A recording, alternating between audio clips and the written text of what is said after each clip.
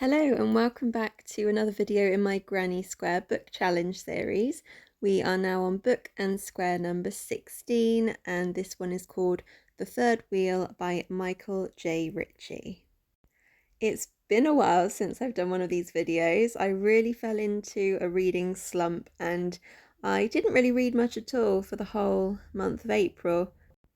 I was catching up on some webtoons. I had quite a few webtoons that I hadn't read in weeks and weeks, so I was reading that, and I've been reading a few gardening books because I want to start growing some vegetables in our garden.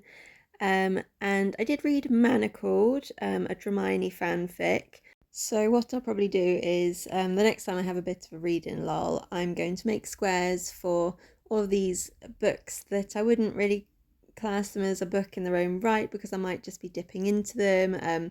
The gardening book I'm reading is called Gardening for the Zombie Apocalypse, so it's quite fun. And then I'll probably just briefly talk about them in a video altogether. I won't record myself crocheting all those squares because I'm reading quite a few different webtoons and things.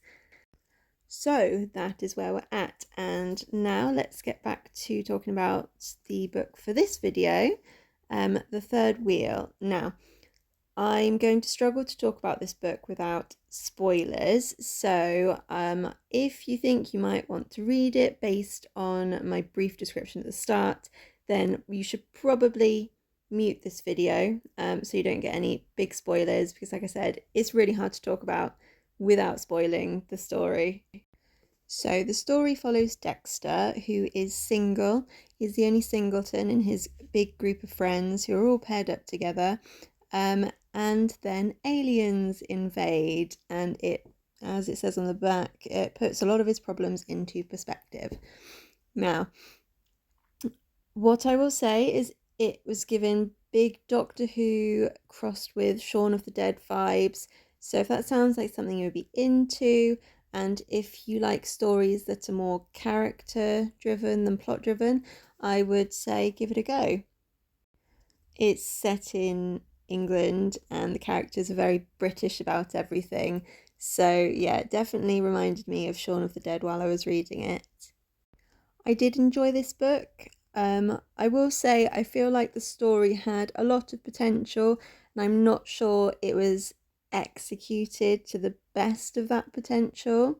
I still think it's worth a read, as long as you're okay with open-ended endings, which I personally don't like. I like everything wrapped up with a bow, so maybe that's why I didn't like it as much as some of the other books I've read.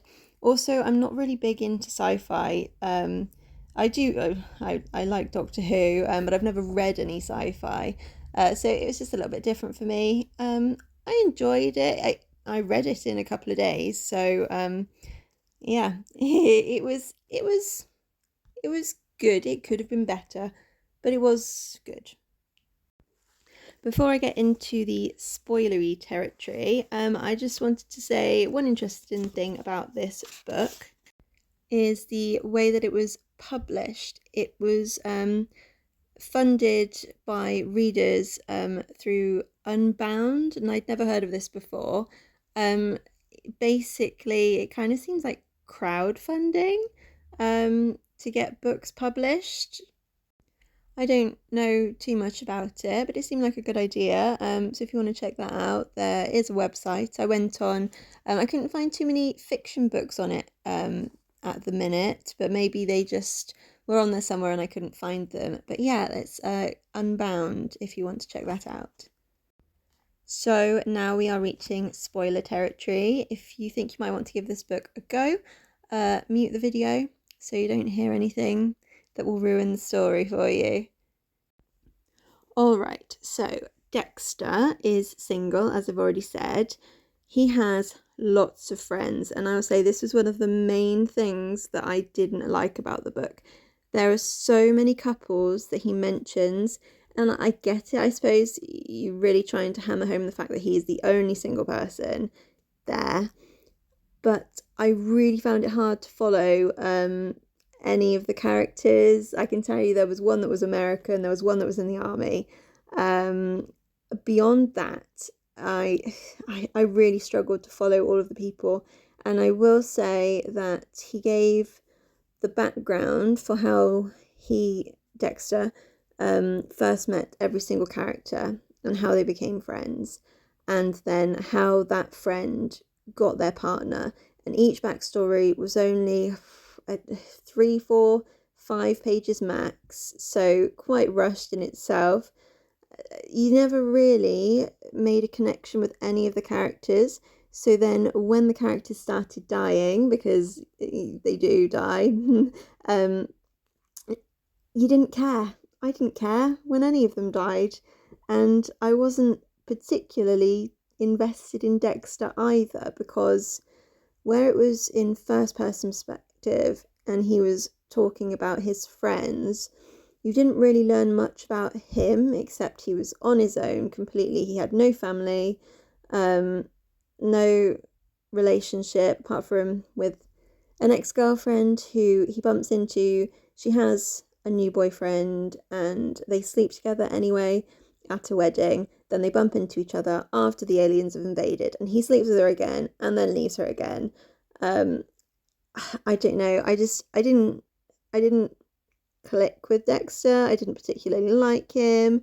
So overall, I wasn't that invested in any of the characters.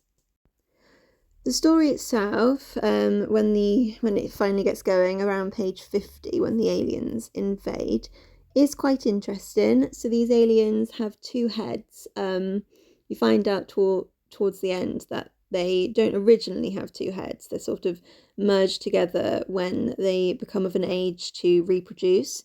And these aliens start sending out clouds of nanobots to surgically stitch couples together. They know who's compatible, and they are not used to human anatomy, so quite a lot of them go wrong, and you just end up with piles of limbs randomly sewn together. But Dexter notices that they don't seem to be targeting single people, and even when the couples in his group are together but not stood next to each other, the nanobots can kind of sense that that person that you're stood next to, you're not compatible with. Most of the group of friends meet up at Dexter's house, knowing that he doesn't have anyone. They all kind of flock to him when everything starts going down.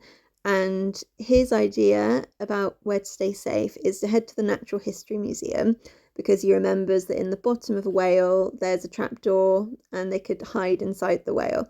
And I thought that was a really cool idea, very Shaun of the Dead, like I said. And their journey, it was fun. There were funny moments. I liked them traveling to their final destination. And what was also interesting was the aliens, they don't communicate like humans, they communicate using colours. And one of the friends in the group is actually blind, and he instinctively can kind of understand the aliens because he's never seen colour before in his life. He has no associations that, yellow is happy and etc. So he can understand them, and he can kind of talk back to them as well. And that was really interesting. I thought that was something that could have been explored further. One very minor nitpicky thing that I didn't like was it started with Dexter already in a cell in the spaceship, I'm assuming, and he is recounting everything that's happened, and then also, like I said, telling you the backstory of how he met every single person. But by the end of the book, he isn't back in the cell. He's at the spaceship, but it doesn't end where it started. And I don't know why that bothered me so much. But again, it's the whole tying things up thing.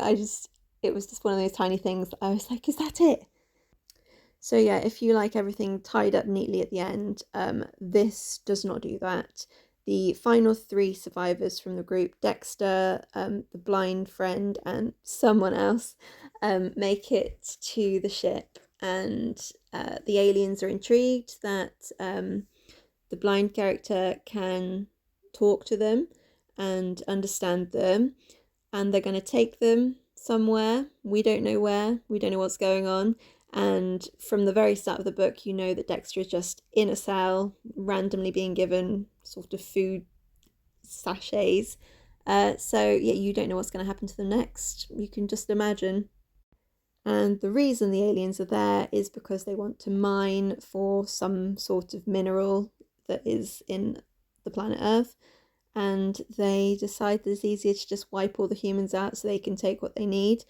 And they laugh at the characters, the human characters, when they say, you can't do that to us. And I was like, oh, is it going to be this on the nose? And they're like, well, you know, you've done this in the past. You take what you want, you humans, bad humans. I don't know. It's just the message was a little bit on the nose, I suppose, if that was the point of the book, which I'm not really sure if it was. I think this writer just really likes writing about characters, and that's fair enough. But if you're going to do that, I feel like he should have reduced the number of characters that were there, side characters. Maybe just had 3 pairs of friends that were going out, so that you could really give them more backstory, really make the reader feel like, you know them and you're actually going to care if one of them dies. And then maybe focus a bit more on Dexter himself, so you actually do care about him. That would have been one of my main criticisms. One of the things I would have said to the writer when he was writing it, like, maybe you should cut down on the number of people. I think if there had been much more focus on their journey to get to London as well, to make it really funny, really sort of Shaun of the Dead on their way to the Winchester, and see these characters interacting with each other on different levels. Again, I feel like there wasn't that much interaction between them once the alien invasion hit, and maybe that's, more lifelike to what would actually happen in real life, but it's a book, we want to be entertained, have some banter between them, maybe not have such a bleak ending that the aliens are just gonna kill everyone and take what they need, because then you kind of think, what was even the point of reading the book when you know that there's not going to be any pockets of humans left in the world at the end of this? No small band of survivors. I mean, there might be, you never know, maybe in a bunker underground, but these guys were pretty thorough, as you see in one of the extra bits which was given after the ending of the book. And I did like that. There were some characters from the book that you kind of split off from the main group.